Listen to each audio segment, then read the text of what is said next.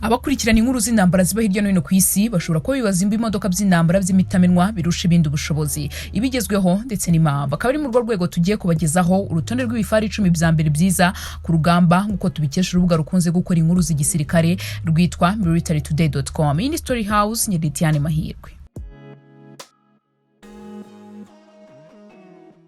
Ku mwanya wa mbere turasanga igihugu cy'Ubudage gifite igifaru cya Leopard 2A7. Iki gifaru ni version nshya ya Leopard 2 kandi ifite ibyuma bitamenwa n'amasasu n'ikoranabuhanga byiyongera abijyanye n'igihe. Iki gifaru gifite ubushobozi bwo kurasa mu ntera ndende kurusha ibindi bitewe n'imbunda yacyo, ifite ingufu n'uburyo bwo kwigenzura uteye imbere. Mu magerageza mpuzamahanga atandukanye y'ibifaru, ibifaru byo mu bwoko bwa Leopard 2 byagiye bigaragaza imikorere myiza kurenza iby'abanyamerika byo mu bwoko bwa MIA2 SEP, Bongereza Challenge 2 ndetse n'ibyo Bafaransa Leclerc n'ibindi.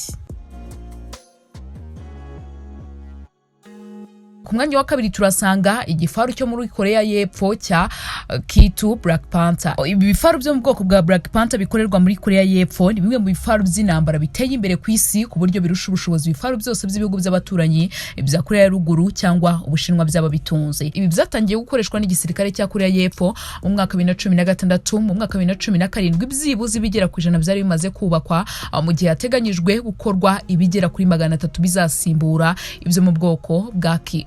Ubushobozi bw'ubwirinzi by'ibifaru bujya gusa n'ubw'ibifaru bya MIA2 Abrams, ariko bikaba bitandukanye ku buremere bwabyo kuko K2 itaremereye. Mwanya wa gatatu turasanga igifaru cyo muri United States of America, igifaru cyitwa MA2 SEP. Ibi bifaru byo mu bwoko bwa M1A2 SEP byakorewe gusimbura M1AZ Abrams. Ibi bifaru bifite ikoranabuhanga ritangaje kimwe n'ibyuma by'ubwirinzi. Ibi bifaru byamaze gukoreshwa kandi ni bimwe mu bifaru bitinyitse ku rugamba. M1A2 SEP itanga uburinzi bukomeye ku ntwaro zose zizi gukoresha mu kurwanya ibifaru. Imbaraga zayo z'umuriro zisa nk'iziri hasi gato ugereranyije n'iza Leopard 2A7 y'Abadage cyangwa Black Panther ikorerwa muri Korea y'Epfo kubera imbunda gufi, ariko nibiyibuza gukubita umwanzi akabyumva.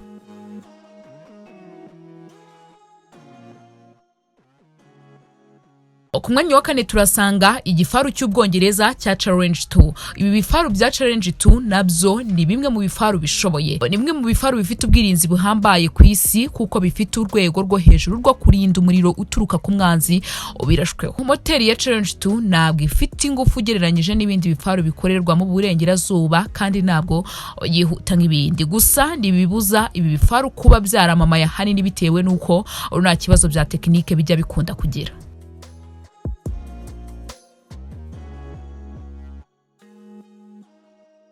Mwanya wa gatanu turasanga igifaru cy'Uburusiya cyitwa Armata. Armata n'ubwoko bushya bw'ibifaru bikorwa n'Uburusiya bijyanye n'igihe. Hatangajwe ikorwa ryayo bwa mbere mu mwaka 2015, ariko igisirikare cy'Uburusiya cyaguze ibya mbere mu mwaka 2018 nubwo hatatangajwe umubare w'ibyaguzwe, bivugwa ko bibarirwa muri 60. Ibi ni bitangira gukoreshwa bizasimbura ubwoko bwa T72 na T80 na T90 bitajyanye n'igihe.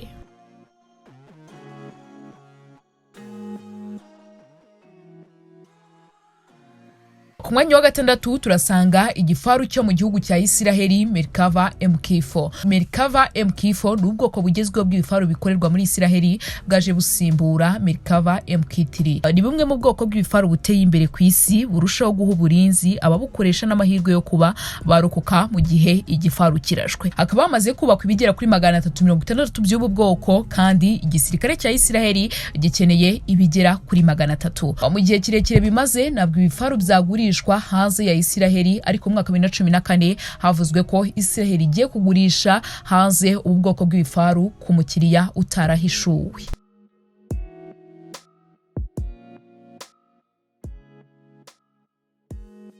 Ku mwanya wa karindwi turasanga igifaru cyo mu Buyapani cyitwa Type 90. Ibifaru bikorwa n'uruganda rwa Mitsubishi Heavy Industry rw'Abayapani ku bufatanye n'uruganda rw'Abadage rukora ibifaru. Ubu bwoko bufite byinshi nyuma bihuriyeho na Leopard 2.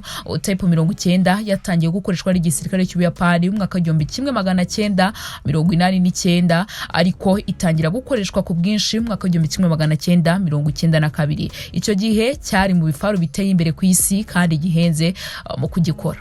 Kwikubitira igisirikare cy'Ubuyapani cyifuzaga ibifaru by'ubwoko bigira kuri 600 ariko hakozwe 340 gusa bitewe n'ukuntu bihenze mu kubyubaka. Ubu bwoko bw'ibifaru nta na hamwe byigeze bigurishwa hanze kuko icyo gihe amategeko y'Ubuyapani atemeraga gugurisha hanze ibikoresho bya gisirikare.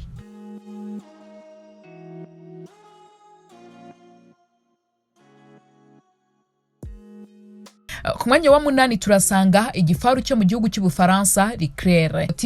Ibifaru by'Abafaransa byatangiye gukoreshwa mu mwaka wa 1992 kandi bikoreshwa hirya no hino mu bikorwa byo kubungabunga amahoro n'ibya gisirikare. Igisenge cya Turenahur cyaremewe guhangana n'amasasu aturuka hejuru. Nyamara mu bijyanye no kwirinda Leclerc nishobora kugereranwa n'ibifaru by'Abanyamerika bya M1A2 Abrams cyangwa iby'Abongereza bya Challenge 2.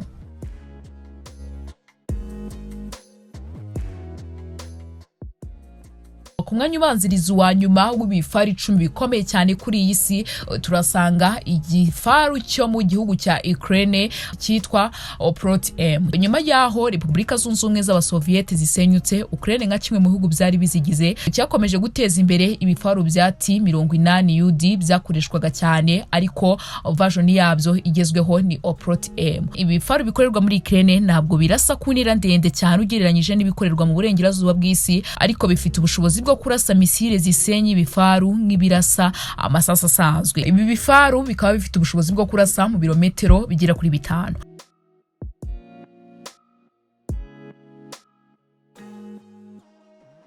Ku mwanya wa 10 ku rutonde rw'ibifaru 10 bya mbere biteye ubwoba ku rugamba turasanga igifaru cyo mu gihugu cy'Uburusiya cyitwa T-90M. Ubu bwoko bwa T-90 kugeza ubu nibwo bwoko bwakozwe n'Uburusiya ku bwinshi kurusha ibindi bifaru nubwo bitari ku rwego ruteye imbere nk'urw'ibifaru bikorerwa mu burengerazuba ariko bifite ikoranabuhanga rihambaye kandi burahendutse. Kuri ubu bwoko nibwo bwoko bw'ibifaru bwagurishijwe cyane ku isoko mpuzamahanga. Ubu bwoko bwa T-90 ubu bukoreshwa mu Burusiya ahari ibibarirwa muri 700, Algeria 305, Azerbaijan 20, Ubuhinde 620, Turkmenistan 40, naho muri Venezuela hagati ya 50 n'ijana. T-90M niyo version nshya ikoreshwa n'igisirikare cy'Uburusiya kuva mu mwaka wa 2019 aho hari byinshi byavuguruwe ugereranyije na T-90. Ngayo nguko rero ngibyo ibifaru 10 bya mbere biteye ubwoba ku rugamba ku isi nubwo hagenda havugwa ibifaru byinshi mu bihugu byinshi bigiye bitandukanye